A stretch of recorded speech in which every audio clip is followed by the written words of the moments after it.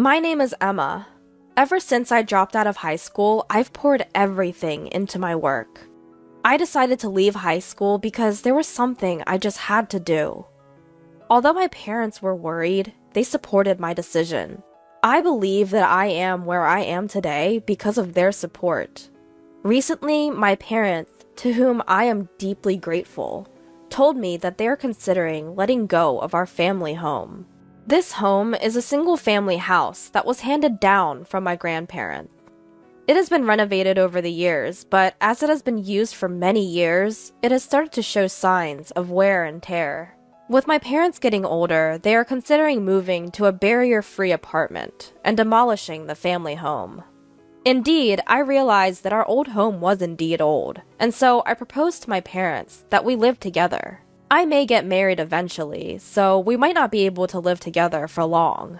However, I wanted to give back to my parents who had supported me without denying the decisions I made when I was young. So my parents and I moved into a new apartment. We now have more rooms than we did in our old house, and since we live on a high floor, my parents are delighted, saying, "The view is great, and we even have a hobby room."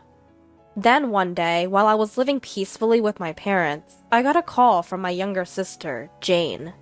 Jane and I have not been on good terms for a long time. That's because she feels ashamed of me.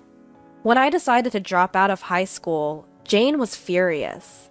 "Why are you quitting high school, Emma? I don't want any of my friends to find out that my sister dropped out of high school because it's embarrassing.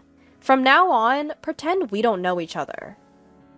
Although Jane and I went to different high schools, it seems that me dropping out of high school was something to be ashamed of for Jane. Jane is a very hard worker and attended a higher ranked high school than I did, so she has always looked down on me. Jane, whose favorite phrase is, "Emma is stupid," made fun of me at the time, saying, "There's no way you're going to succeed in what you want to do. You can't even understand that, Emma, because you're stupid." I was tired of hearing Jane tell me almost every day that you're causing trouble for our parents by dropping out of high school, so you should leave. So as soon as I started earning money from part-time jobs after dropping out of high school, I left home. After 10 years have passed since then, and Jane had also left home. There was no communication between Jane and me, and since Jane started living alone in college, it seems she has not been in touch with our parents much either. When our parents decided to demolish our family home, they apparently consulted not only me, but also Jane. However, Jane just said, "I don't care about that old house. Do whatever you want." My parents were racking their brains, wondering, why did Jane turn out like that? So when they got a call from Jane, they were surprised. According to Mother, who answered the phone, it seems that Jane got married without telling our parents anything. "So you've decided to live in a condo, right? We'll come visit with your husband sometime. Show us around." With these words, it was revealed that Jane was married. My parents, who had no clue, seemed quite surprised, but Jane herself casually shrugged it off, saying, "Didn't I mention it?" It was also revealed that Jane wasn't planning on having a wedding ceremony, which felt quite off. Jane was a girly girl who, since her childhood, had always dreamt of being a princess. She had even talked in detail about the kind of dress she wanted to wear at her wedding. It was quite strange that someone like her would get married without having a wedding ceremony. I wondered if her husband didn't have much money, but according to Jane, her husband worked at the same company as her. The company where Jane works is a well-known corporation, recognized by everyone nationwide. If he was working at such a company, he should have enough money, which made it even more mysterious. Finally, the day came when Jane visited her parents' house. "Wow, such a large and clean room. The view is amazing." "Excuse our intrusion." Jane's husband, left standing, greeted as Jane, without any hesitation, began to explore each room, even though it was her childhood home. Jane's husband is named Scott. He is a fresh-faced man with an expensive-looking watch on his wrist. What was strange was that, despite his very proper appearance, he didn't meet our eyes at all. After introducing himself to the parents, Scott was exploring the rooms without any restraint, just like Jane.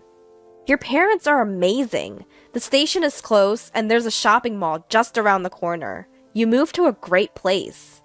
Yeah, all thanks to Emma. When my mother smiled at me, I humbly replied, "It wasn't a big deal."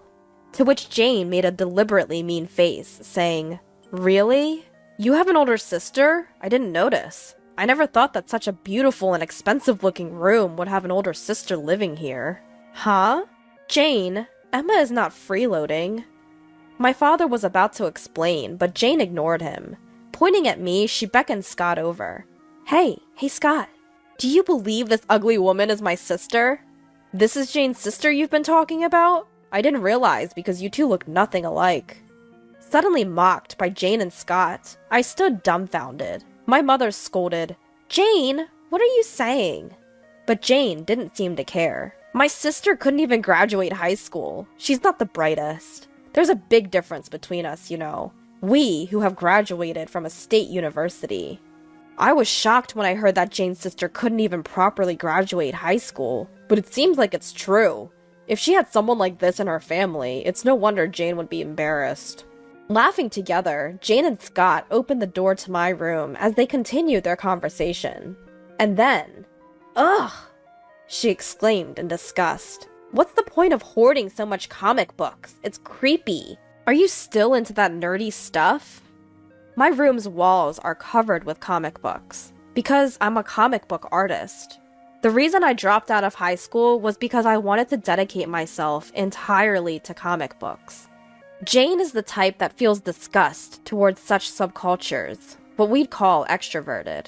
Just like how Jane can't understand why I, being introverted and passionate about comics, I can't understand why Jane applies her mascara so heavily. Well, I'm a comic book artist. These are all my references. You're probably not even a successful comic book artist, are you? You're still mooching off mom and dad. It's disgraceful. Just get out already. Confused by what she was saying, I instinctively replied, "What?" "So just get out! Scott and I are going to be living in this house from now on." "What?" "Jane, I've heard nothing of this." Mother and father both exclaimed in surprise. Ignoring their shock, Jane laughed snidely. "Scott and I will take care of mom and dad. You're no longer needed, so get out. Aren't you embarrassed to still be mooching off them? Not only are you ugly, but you're also stupid." At Jane's words, Scott just chuckles. Holding back an angry mother, I said, "All right." Jane and Scott's attitude had not only upset my parents, I was furious too. I wouldn't let them get away with this. I decided to give in to Jane's demand. "All right, I'll move out in a few days, and you and Scott can live here. But remember, I'm not giving you any money." Sure. Bye, sis. Please, move out as soon as you can." After having their say, Jane and Scott headed home. "The next time we come, it'll be to move in," they triumphantly told my parents before leaving. My parents told me, "There's no need for you to move out." But I, who had sworn revenge on Jane and Scott, responded, "No, I'm moving out. I have a place to go," and moved out promptly. Jane and Scott soon moved into our family home. On the day of the move, "Have you moved out yet?" Jane asked over the phone. I replied in exasperation, "I'm on my way out now, so don't worry." Jane always behaves politely to our parents, never being mean to them. However, she often seemed to belittle me. To our parents, both Jane and I were their beloved daughters. They told Jane and Scott that it hurts to hear them badmouth me, but it seems the two didn't take it to heart. Then, a month later, just as I predicted, I got a call from Jane. As I picked up the phone, I thought, here it comes. And a nearly crying Jane blurted out, "Emma! The property management company of the apartment called me, saying they haven't received the rent. What's going on? They even said if I continue to be in arrears, they'll kick me out." "Why would I pay the rent? I don't live there anymore, do I?" "I've heard from mother and father. You were paying the rent because you wanted to show your gratitude to them, right? Why did you stop?" "Like I said, I don't live there, so I don't have an obligation to pay the rent."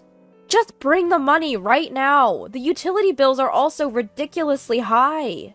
Being disgusted with Jane, who kept talking and hung up, I called my boyfriend. Liam, Jane just asked me to come over. I'm going to our parents' house. Okay, I'll come with you. I'm worried about you, Emma, and I haven't seen your parents in a while.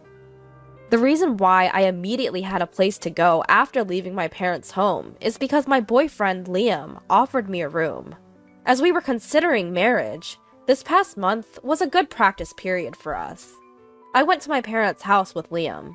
As I opened the door of the house, Jane, red with anger, showed up. Did you bring the money? Pay the money properly for the sake of showing gratitude to our parents. Do you think I'm a struggling cartoonist, Jane? How do you think I can afford the rent for such a luxury apartment? Well, I don't know, but you were able to pay until now, right? Please pay the rent and utility bills. I won't. Jane and Scott, you both work for respectable companies, right? Why can't you pay your own rent? At my question, Jane was at a loss for words. I noticed that Jane might not have the money. Jane was dressed in branded clothing from head to toe, and I noticed a luxury-looking watch on Scott's arm, who was also decked out in branded items. Isn't it that Jane and Scott can't pay the rent? Not that they won't? You said you wanted to take care of Mother and Father, but I heard you've left all the housework to Mother. Aren't you and Scott just living off Mother and Father? Jane, who was struck at the heart, bit her lip. Scott, who was not looking at me, but only at Liam, raised his trembling voice. Why is Liam here? Huh? Liam? Scott seemed startled, while Jane appeared nonplussed. Liam, who had been watching the sisters quarrel with a troubled look, then introduced himself with a smile. Ah, hello there. I see you already knew. I'm dating Emma with the intention of marrying her. What? Emma and Liam are dating? What the hell? Who is this Liam guy? Scott, seemingly agitated, addressed Jane, who seemed not to be following the conversation. Don't you know? He's a voice actor from an anime that caused a societal buzz. You've seen him on TV and all.